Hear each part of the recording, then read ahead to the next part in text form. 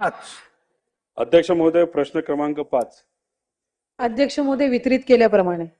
अध्यक्ष महोदय, या प्रश्नाचं उत्तर आम्ही लाडक्या बहिणीच्या बाबतीतला प्रश्न इथं केला होता. अनेक प्रश्न होते जे कंबाईन झाले होते.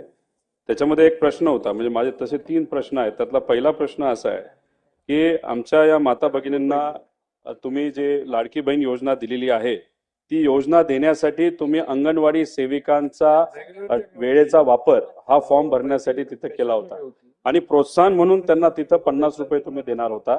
त्याचा आकडा हा तसं बघितला तर तो तसा मोठा जातो. माझा पॉइंटेड प्रश्न असा आहे की त्यांना आतापर्यंत पैसे प्रोत्साहन जे अंगणवाडी सेविकांना तुम्ही देणार होता ते पैसे मिळालेले नाहीत. ते हे सेशन संपूस तर ते पैसे त्यांच्या अकाउंटला तुम्ही पाठवणार आहात का, असा माझा पॉइंटेड प्रश्न आहे. दुसरा माझा प्रश्न आहे, अध्यक्ष महोदय, आता आपण म्हणजे मंत्री महोदयांनी वरच्या हाऊसमध्ये उत्तर देत असताना असं उत्तर दिल्यासारखं आम्हाला आठवतंय की कृषी सन्मान योजना ज्या ज्या महिला शेतकऱ्यांना मिळते त्यांना तुम्ही लाडक्या बहीण योजनेतून त्या ठिकाणी त्यांचं नाव वगळणार आहात. आमचं एवढंच म्हणणं आहे की लाडकी बहीण योजना तुम्ही कोणासाठी आणली, तर महिलांसाठी आणली. कशासाठी आणली, तर महिलांना आर्थिक सक्षम करण्यासाठी आणली. आता याच्यामध्ये केंद्र सरकार ही कृषी सन्मान योजना का देते, तर शेतकऱ्यांना अनेक अडचणी असतात. सोयाबीनचे भाव टिकत नाहीत, तिथं फर्टिलायझरचे भाव वाढलेले आहेत, खर्च परवडत नाही, म्हणून शेतकऱ्याला सक्षम करण्यासाठी तो पैसा तिथं दिला जातो. तर आमचं मत असं आहे की हे 2 योजना मिक्स न करता तुम्ही जी योजना लाडक्या बहिणीसाठी दिलेली आहे, कारण का इलेक्शनच्या काळामध्ये या महिलांना ज्यांना, प्रश्न अध्यक्ष महोदय महत्वाचा आहे, कृषी सन्मान योजना ज्यांना दिली जात होती तो आकडा तुमच्याकडे असताना, त्यांची नावं असताना सुद्धा अशा 20 ते 25 लाख महिलांना तुम्ही ही लाडकी बहीण योजना दिली. मग आता तुम्ही जर त्यांचं नाव वगळणार असाल तर कुठेतरी एक संदेश असा जातो त्यांचा वापर फक्त इलेक्शन पुरता केला. तर आमचं आपल्याला म्हणणं असं आहे की त्यांचं नाव याच्यामध्ये वगळू नये, कारण का या 2 वेगळ्या योजना आहेत आणि आमचं हे म्हणणं आहे ते लोकांचं, महिलांचं म्हणणं आहे. तर माझा पॉइंटेड प्रश्न आहे की जी चर्चा आता सुरू आहे की 25 ते 25 लाख महिलांचं नाव हे जे वगळण्यात येणार आहे, ज्यांना कृषी सन्मान योजना मध्ये त्यांचं नाव होतं, त्यांचं नाव तुम्ही खरंच वगळणार आहात का, ते तुम्ही वगळणार नाही, असा आमचा तिथं प्रश्न आहे. आणि शेवट आमचा पॉइंटेड प्रश्न असा आहे ज्याचं उत्तर सुद्धा पॉइंटेडच असावं असं आमची अपेक्षा आहे. इलेक्शनच्या काळामध्ये तुम्ही शब्द दिला होता, तुम्ही विविध ठिकाणी बोलला होता की 1500 रुपयाचा आम्ही 2100 रुपये हे आमच्या माता भगिनींना तिथं तुम्ही या योजनेच्या माध्यमातून येणार. पॉइंटेड उत्तर आम्हाला असावं, तुम्ही ते 2100 रुपये या अधिवेशनामध्ये करणार आहात का करणार नाही, असं उत्तर त्या ठिकाणी तुम्ही तिथं द्यावं.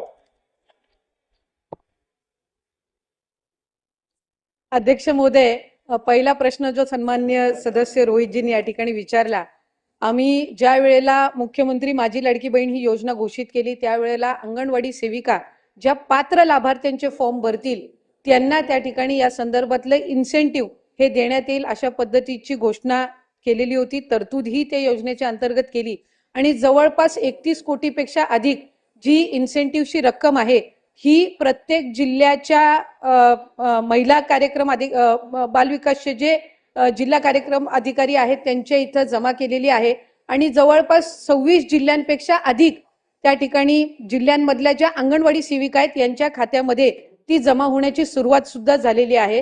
त्याच्यामुळे इन्सेंटिव्ह ज्याची तरतूद ही राज्य शासनाकडनं विभागाकडनं करण्यात आलेली आहे ती त्या संबंधित अंगणवाडी सेविकांना वितरित करण्याची सुरुवात ही त्या ठिकाणी झालेली आहे आणि ती प्रक्रिया सुरू आहे. या व्यतिरिक्त जो त्यांनी प्रश्न विचारला तो कृषी विभागाच्या नमो शेतकरी योजनेच्या संदर्भामध्ये आपण विचारला असेल.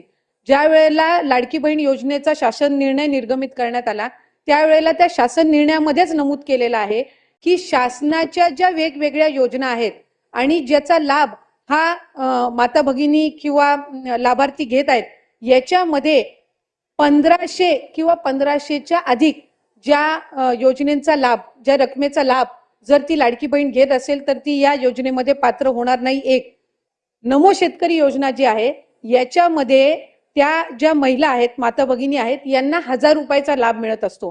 त्याची जी वरची 500ची कॅपिंग आहे म्हणजे ती शासन निर्णयामध्ये सुरुवातीच्या नमूद केलेली आहे की किमान 1500चा लाभ हा शासनाचा प्रत्येक लाडक्या बहिणीपर्यंत पोहोचला पाहिजे.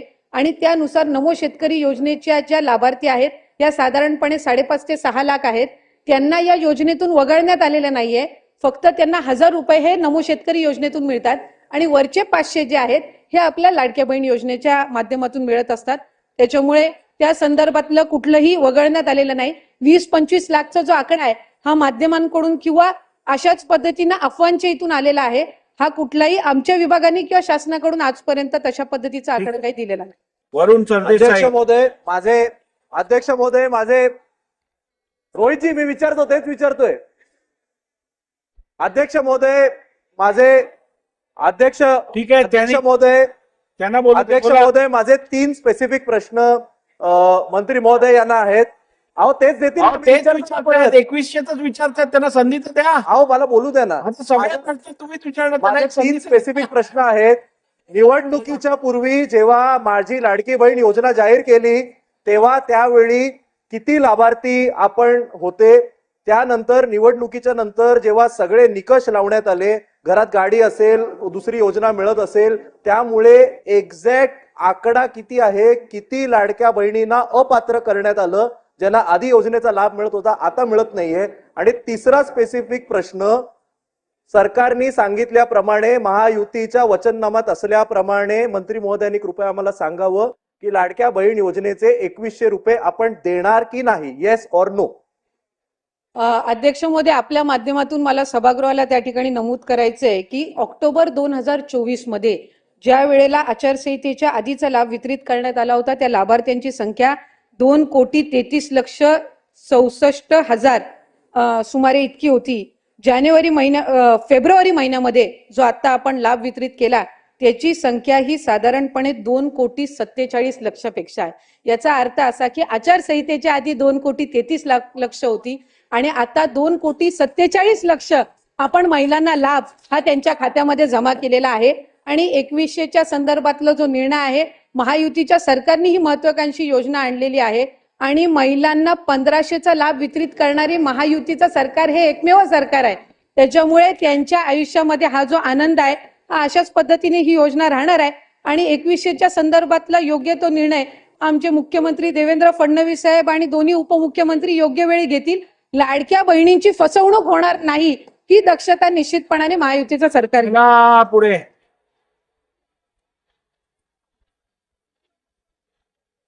चला, सगळं समाधानकारक झालेलं आहे. प्रश्न क्रमांक 6.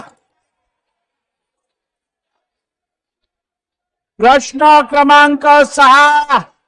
अध्यक्ष महोदय प्रश्न क्रमांक 6 महोदय छापल्याप्रमाणे कोण आहेत? अध्यक्ष महोदय अध्यक्ष महोदय